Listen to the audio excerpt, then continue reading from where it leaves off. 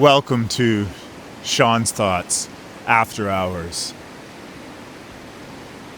I wasn't sure if I was actually going to do a podcast episode tonight, mostly because I worked very hard to get my, yesterday's podcast, After Hours, up. And when I think about all the effort that I put in to simply just share that podcast, I find it odd that, I'm not too overly worried, but I just find it odd that most people don't engage with things, means they don't like a lot of my stuff, meaning not that they don't like it, I mean that they don't show a like give a like. And yet that particular podcast got one dislike, and that was all. That was the whole engagement of it so far today. And so I just wanted to honor that one dislike with another episode that I'm doing here beside this river, as you hear it rushing by perhaps as I speak, and this twinkling star that's in the sky that I can see right now. I wonder if you can see it in the camera. I can't really look right now because I'm a little away, but anyways, there's a twinkling star-like thing really bright in the sky, and there's some beautiful clouds. Well, you're looking at it right now. And so I want to dedicate this to that one dislike and say, hey, I often wonder, why? Not necessarily why as in, oh, why me? I mean, why I kind of interested in what people's thoughts are. And that's why I often ask or, ask about commenting, because I kind of want to explore what you think about what I think about, so that we can perhaps think about something different together. And as I said before so many times, the more that we put our energy and focus on that, I think we have a really higher ability to perhaps draw that into realization, which means manifestation in form. Yeah, so my after thoughts or after hours thoughts kind of revolve around maybe thinking about sharing what I've come to understand the nature of our reality is when it's regards to, the world around us right now. And a lot of it's based on the GIA reports. I've watched several of them many times, or not necessarily watched because she's never really showing herself as much anymore. And she just does audios. So it's more of just listen as I have mentioned in the past, using spaced repetition.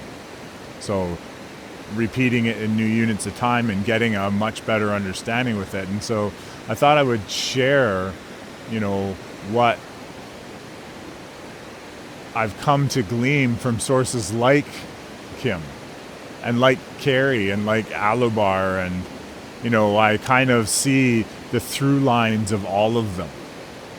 Means that, I don't know, maybe there's portions that are truthful and resident in all three of them.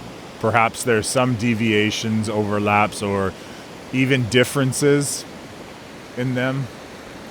But nonetheless, I can see how they all kind of connect. And so, how do we start this? Well, there was a global control over our planet.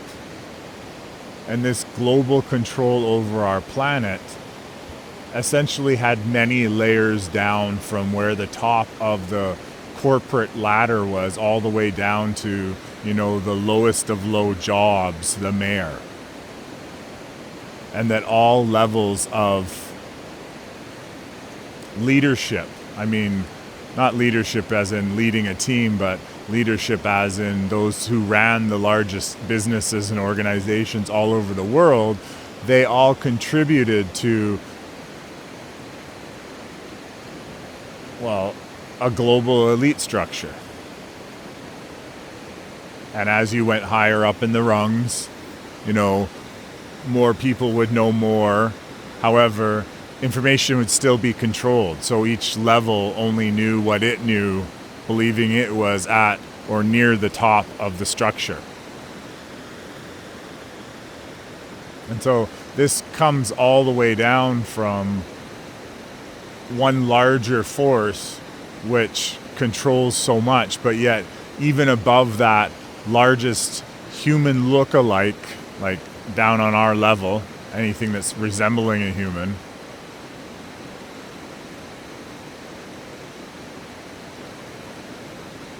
that they still were one of the lowest rungs anyways.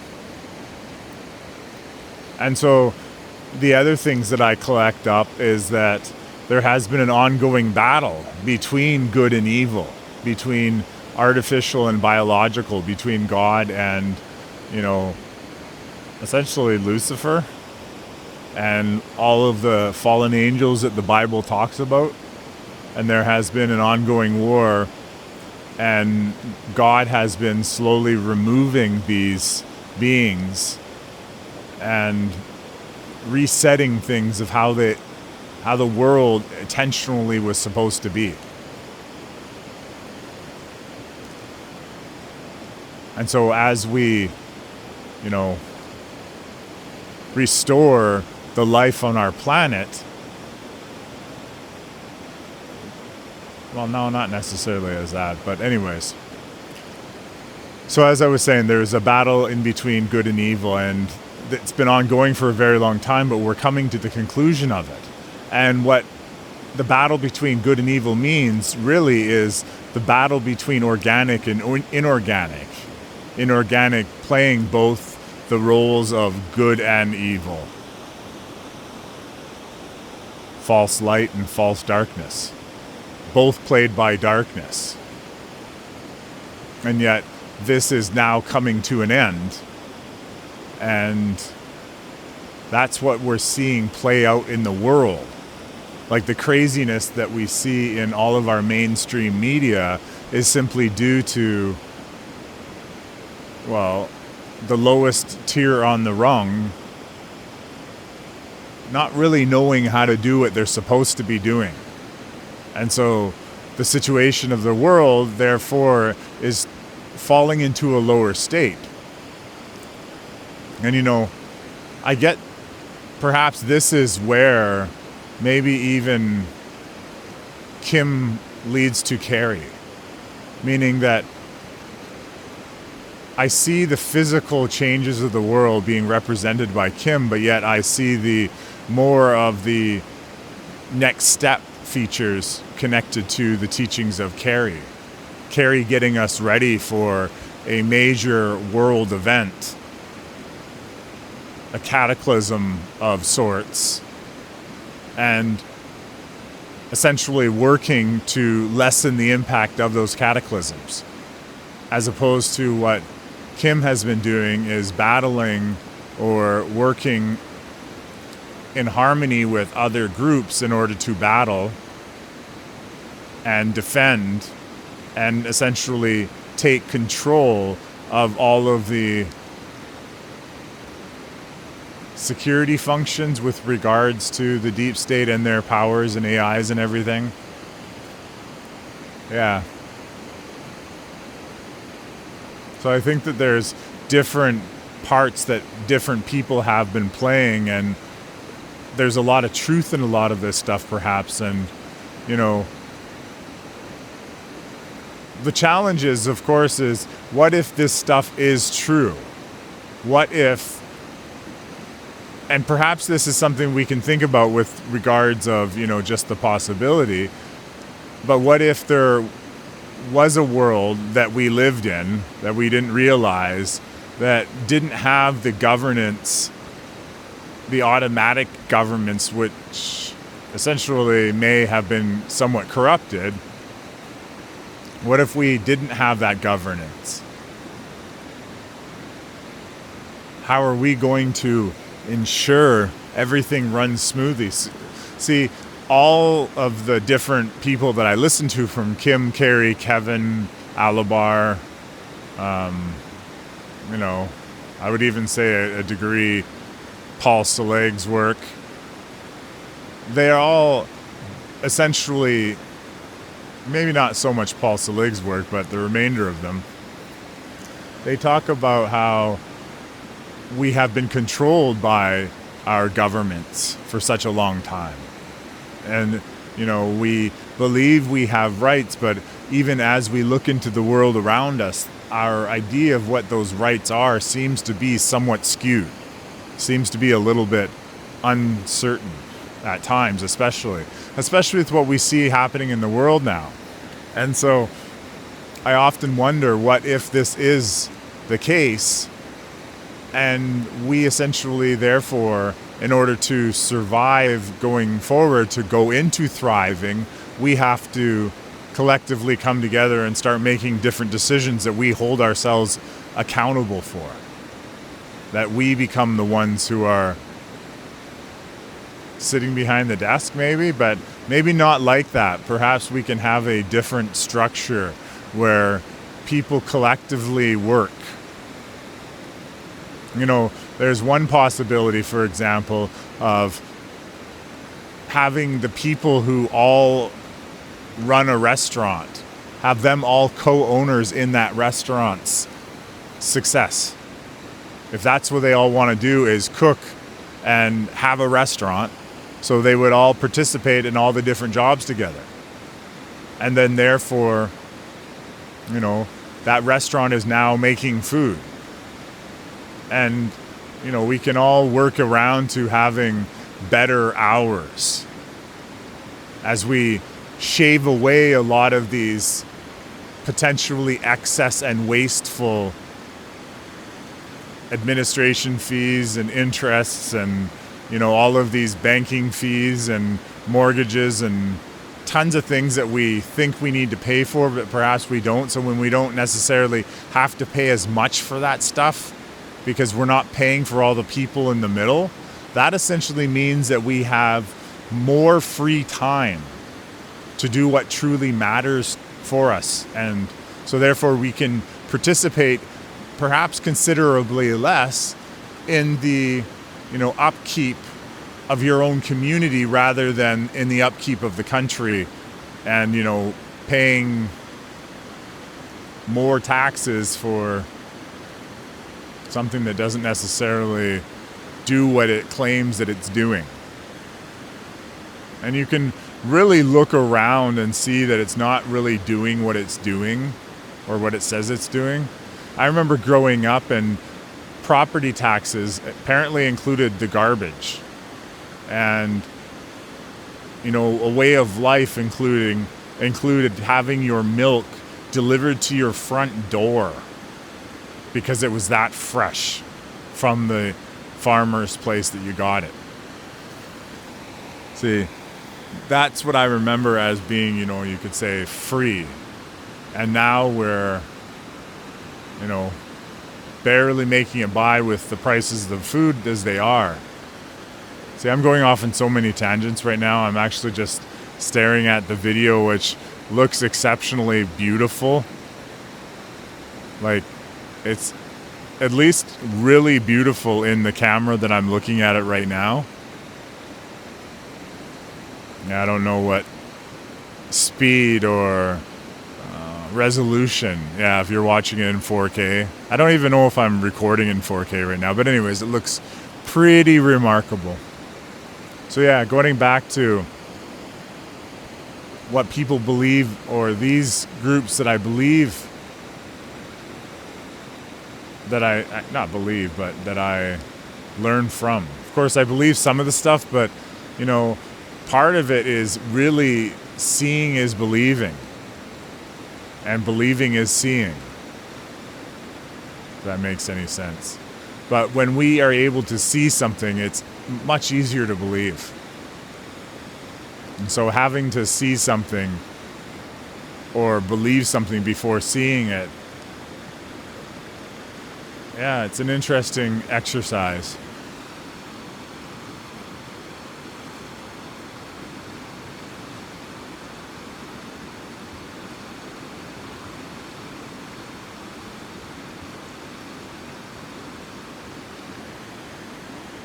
I really do like the possibility of everything. Like, you add up Kim, Carrie, and, well, even Kevin and such, and you get to the idea that what's forthcoming in humanity is the ability for us to perhaps be able to manifest more easily that which we prefer.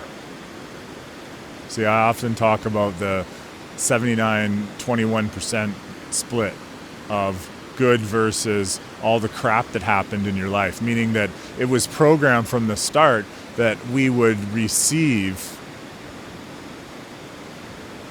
more negativity in our lives. And so when we look back on our lives, it's easy to see why we just couldn't get ahead, or at least I couldn't get ahead. No matter how much I tried, no matter how much I invested my time and my energy, wrote so many different plays and screenplays, and yet I just couldn't get out there to actually make them prosper. As if there was something always working against me. And it could, of course, be partially me, that whole idea of self-sabotage. And as I understand it from all three of, once again, Kim, Carrie, and Alobar, is that there were dark energies around us that were always convincing us to self-sabotage. Not to say that we still, of course, made the choice to do it, under false pretenses perhaps, or the influences of something, yet we still did make the choice. However, it's interesting if every one of them is true, that gives us a little bit of room for forgiving ourselves for the things we did, recognizing that it wasn't always us who was doing it. See, the question is like, what if we are in that world where there was an unseen layer, not just of society as it's being, explained or related to by these people, but that there was a layer of reality behind the reality which we were able to perceive that was ongoing and continuous the whole way through. What if that is actually the truth? And that, at least as per Carrie is saying, that we are going to essentially break through that layer of reality. And we're going to do it in our physical form. It's kind of like, I would see it to the idea of the fourth matrix, when you're essentially walking through mirrors, that you're able to walk through the mirror into the real world.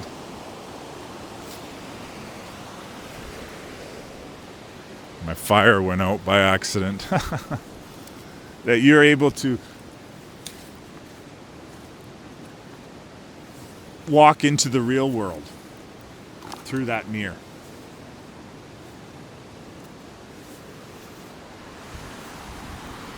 I think that would be a really great example as an explanation of how that's perceived. I often talk about to people when I talk to them in person, and I talk about what the shift perhaps looks like.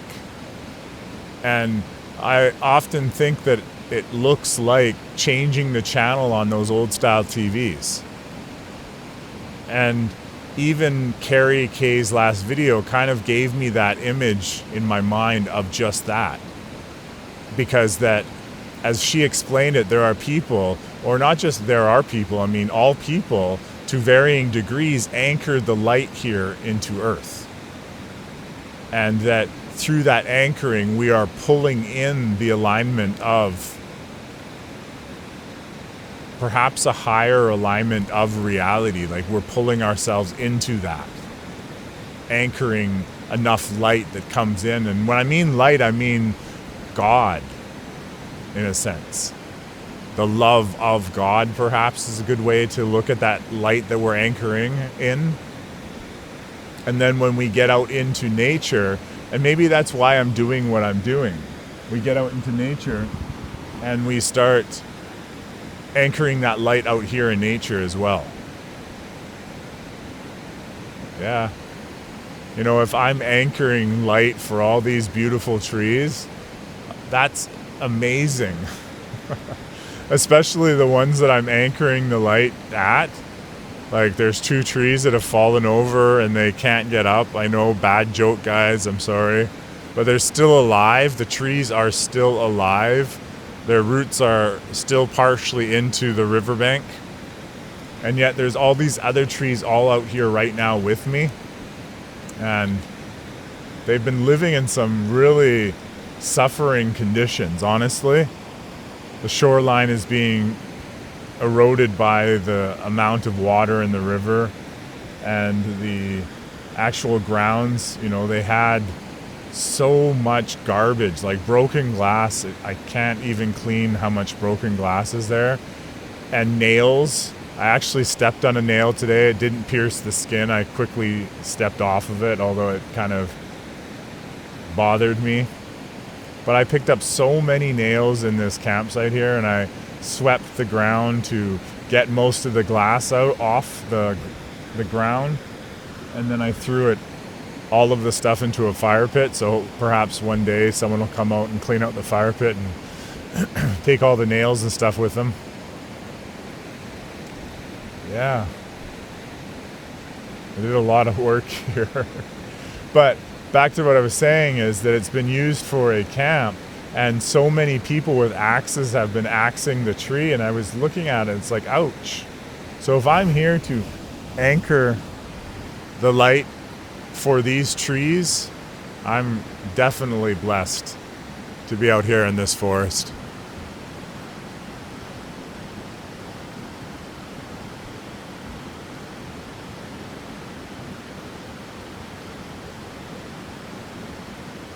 Yeah, so that's what some of the stuff I've amassed of what people are believing, and I guess essentially going into how it's being concluded is that the battle between good and evil, which actually ended up being, you know, false light and false darkness versus source and all source beings, and that battle has been an organic versus an artificial battle.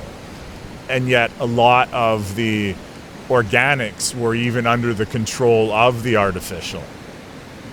And that the artificial essentially has been, along with, I guess you could say, Lucifer, has been a pretty strong battle. And the aliens, or some people would call them demons, basically, as you know, I was explained, you know, Nazi experiments, they, for many of them, were artificial.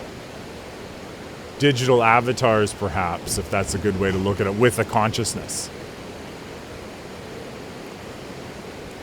Yeah, and this battle between good and evil, it's been, you know, finished, coming to an end.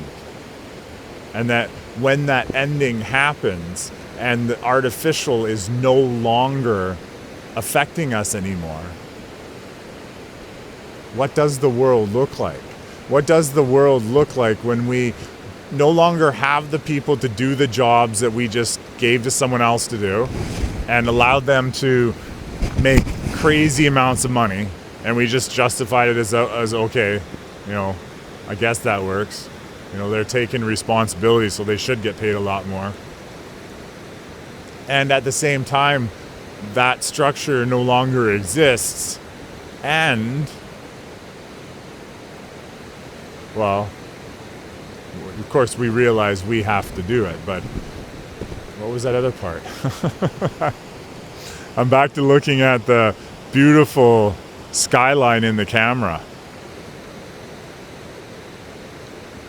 Oh yeah, that's where the other line of thought was, is what happens if what we saw as reality is no longer the actual way it's being, because we're having those limitations removed from our belief in ourselves.